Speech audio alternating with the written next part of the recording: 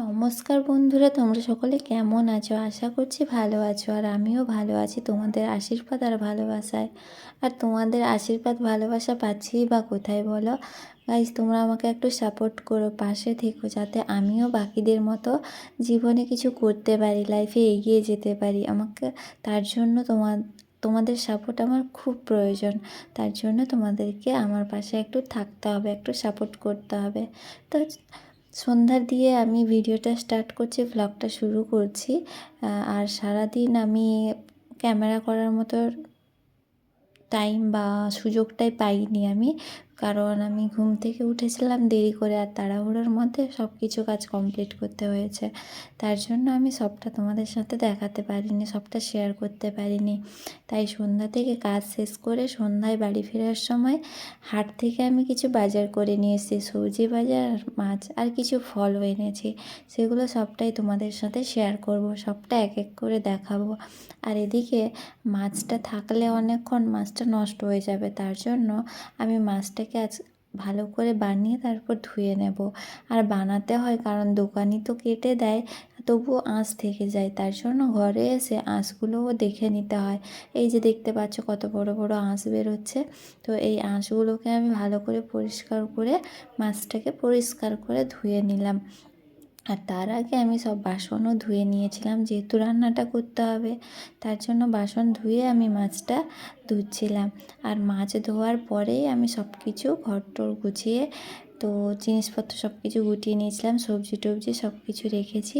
তো এখানে আমার মাছের আঁশ ছাড়ানো দেখে নেওয়া ভালো করে কমপ্লিট হয়ে গেছে। এবার পরপর ধুয়ে হলুদ লবণ মাখিয়ে রেখে দেব। কিছুক্ষণ গেলেই তারপরে আমি ওগুলোকে ভালো করে ভেজে আনবো। আর কি জানো তো বন্ধুরা, সবাই কেমন মাছ ধুলে একসাথে সব মাছ ধুয়ে আনে, কিন্তু আমার সেটা কমফোর্টেবল লাগে না, আমার কেমন একটা লাগে। তো আমি একসাথে ধুই না, আমি এক এক পিস এক একবার করে ভালো করে ধুয়ে নিই। এখন দেখতেই পাচ্ছ যে আমি এক একটা পিস ধুয়েই থালায় কিন্তু রাখছি। যাই হোক, এইভাবে সবটা ধুয়ে নেওয়ার পরে আমি ভালো করে হলুদ লবণটা মাখিয়ে নিয়েছিলাম, দিয়ে কিছুক্ষণ রেখে দিয়েছিলাম।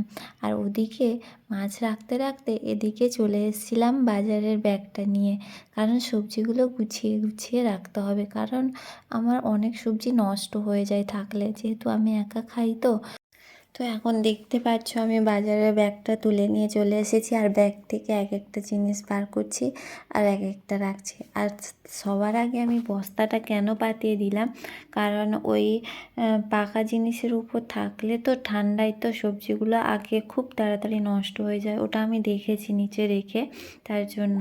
আর এইগুলো এখানে টমেটোগুলো দেখছো বেশ লাল লাল, আর একটাও কিন্তু বোঁটা খুলে যায়নি, সবগুলোই কিন্তু আছে, তাই এটা থাকবে। আর আমি নিয়ে নিয়েছিলাম কুলটাও এনেছিলাম, কুল কলা এগুলো এনেছিলাম। আর লেবুর যা দাম, এই 3টে লেবু 5 টাকা করে এক একটা নিয়েছে। লেবুর তো আরও খুব বেশি দাম বেড়ে যাবে, আর কয়েকদিন 15 দিন 1 মাস গেলে তো হয়তো লেবুতে হাতই দেওয়া যাবে না, এতটাই লেবুর দাম বেড়ে যাবে। আর এই যে গাজরগুলো দেখলে খারাপ হয়ে গেছে, ওগুলো আমার অনেক দিনের আনা। ওই যে বললাম আমি একা খাই তো, আর দোকানদার তো অল্প স্বল্প দেয় না, নিলে 250-500 গ্রাম নিতে হয়, যেরকম দাম অনুযায়ী সেরকম নিতে হয়।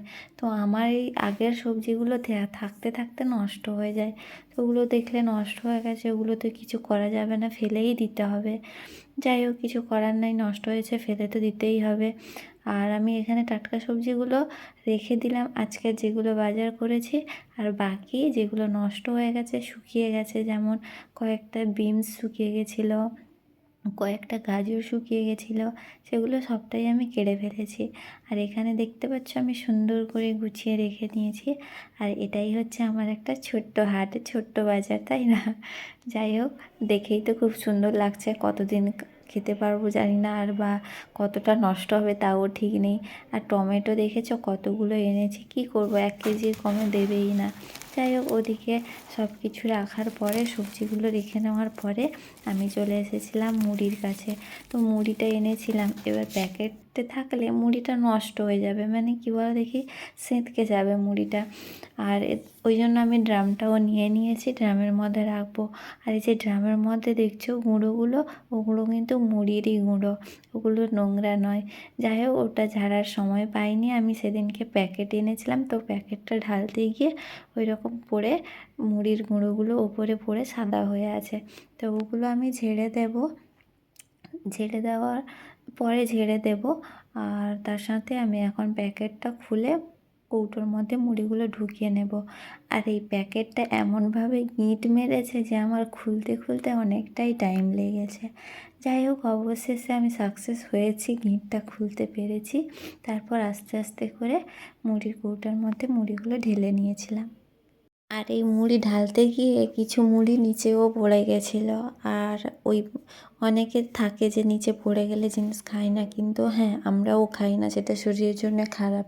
কিন্তু মুড়ি জিনিসটা তুলে নিই, কারণ আমিও একজন চাষির মেয়ে, আমি বুঝি কতটা কষ্ট করলে একটা চাল বা মুড়ি তৈরি হয়। যাই হোক, ওগুলো পরের কথা পরে। তো আমি ওগুলো তুলে নিয়েছিলাম, আর এদিকে মুড়ি ঢালার পরেই আমি চলে এসেছিলাম মাছটা ভাজার জন্য। তো কড়াইটা গরম করে মাছগুলো, তেলটা গরম করে মাছগুলো দিয়ে এক এক করে সব মাছ ভেজে নিয়েছিলাম। আর ভেবেছিলাম যে মাছের একটা তরকারি করব, কিন্তু আমি মাছ ভাজা যখন শেষ হয় তখন আমি টাইম দেখি যে 9:30। তখন আর ভাজার মতো টাইম হয়নি, কারণ রাতে খেয়ে দিয়ে ঘুমাতে হবে, আবার সকালে উঠলে অফিস আছে। তাই আমি কিছুই করিনি, শুধু মাছ ভাজা আর ভাত, আর সাথে লেবু নিয়ে। এদিকে আমি একটা দুধের প্যাকেটও এনেছিলাম, তো দুধটা থাকলে নষ্ট হয়ে যাবে, দই হয়ে যাবে, তার জন্য গরমও করে নিয়েছিলাম। এতটুকুই টাইমের মধ্যে আমি যতটা পেরেছি ততটা করেই তোমাদের সাথে শেয়ার করলাম। তো ভিডিওটা কেমন লাগলো তোমরা অবশ্যই আমাকে কমেন্ট করে জানিও। ভালো লাগলে একটা লাইক করো, শেয়ার করো, আর চ্যানেলটাকে সাবস্ক্রাইব করে আমাকে সাপোর্ট করো, পাশে থেকো একটু। তো টাটা, বাই বাই, দেখা হচ্ছে নতুন দিনে নতুন একটা ভিডিও নিয়ে। তোমরা ভালো থেকো, সুস্থ থেকো সবাই।